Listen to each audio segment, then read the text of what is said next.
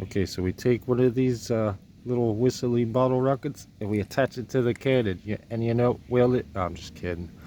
No, we go take the little rocket, we go put it in the cannon, and we go to see if the little rocket can cannon.